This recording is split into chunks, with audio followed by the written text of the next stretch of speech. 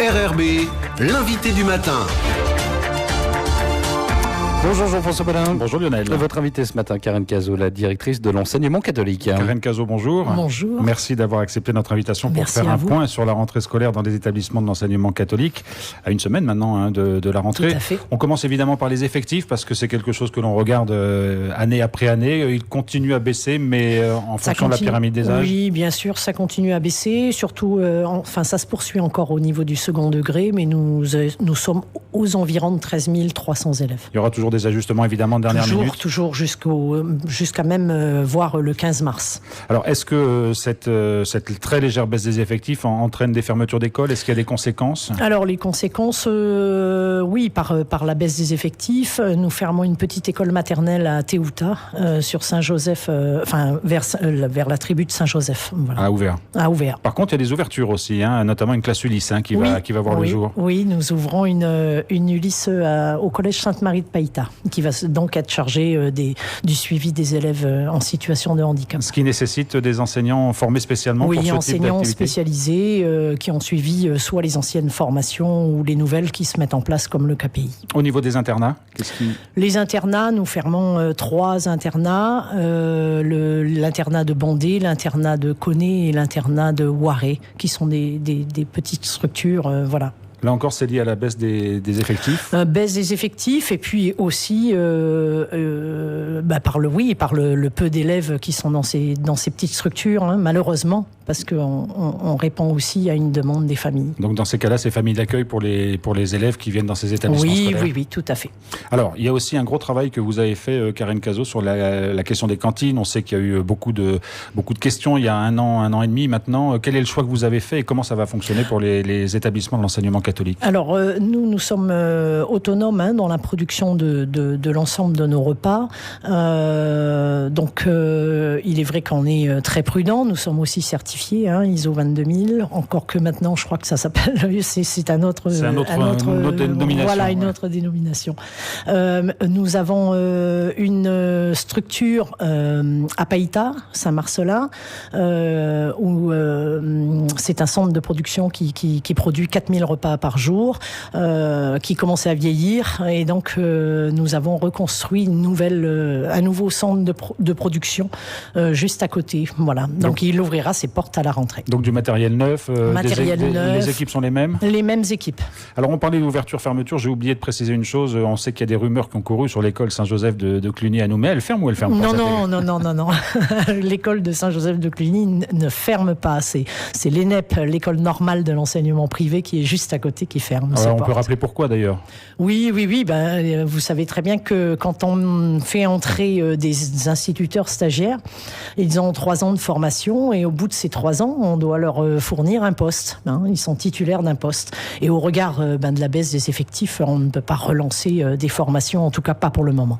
Alors Karen Cazot, un mot aussi sur les travaux, parce qu'on sait souvent que cette période de vacances permettent aux établissements d'avoir du lifting ou des travaux de rénovation. Est-ce qu'il y a des choses significatives qui ont été faites par l'enseignement catholique? Oui, tout à fait. Beaucoup de remises aux normes, beaucoup de rénovations. Je pense à la petite école de Saint-Louis, dont je remercie d'ailleurs la mairie, puisqu'elle participe aussi à l'équipement pour les petits, pour l'aire éducatif sur cette petite école. Mais nous avons eu aussi des travaux à Sainte-Marie, de Païta. Nous avons aussi rénové et reconstruit une partie de l'internat Sainte-Thérèse sur Païta.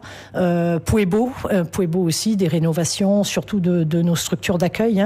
Donc l'internat, et je tiens à remercier les parents, puisque ce sont eux qui se sont mobilisés pour repeindre cet internat. Voilà. Vous l'évoquiez, l'aide de la mairie du Mont-d'Or pour l'école de Saint-Louis, ça veut dire qu'avec les communes, l'enseignement catholique continue de travailler évidemment en étroite collaboration. Ça se passe bien globalement? On sait qu'il y avait eu des problèmes de paiement il y a quelques années. Oui, mais les paiements, c'est surtout du retard, mais ça n'a jamais été un blocage et un non-paiement. Voilà. Alors Karen Cazot, évidemment, l'enseignement catholique a un certain nombre de spécificités. Vous pouvez peut-être les rappeler brièvement et puis nous dire aussi ce que vous avez choisi pour cette année 2020, parce qu'il va y avoir des travaux de fond qui vont être entrepris.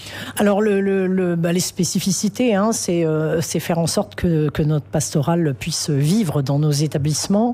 Nous sommes en train de faire un gros travail de réflexion avec l'ensemble de la communauté éducative sur la réflexion de notre caractère propre, de manière à pouvoir encore plus peut-être l'afficher.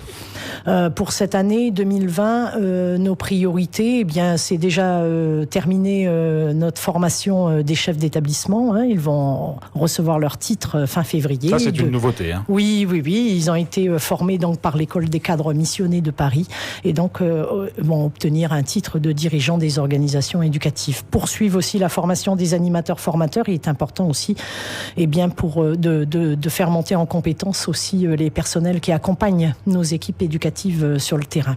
Alors vous parliez du caractère propre de l'enseignement catholique. On sait qu'il y a un gros travail qui a été fait une quinzaine d'années avec le fameux livre blanc. Ça fait 15 ans qu'il existe. Aujourd'hui, il faut le relire d'une certaine façon. Voilà, ça va être le chantier.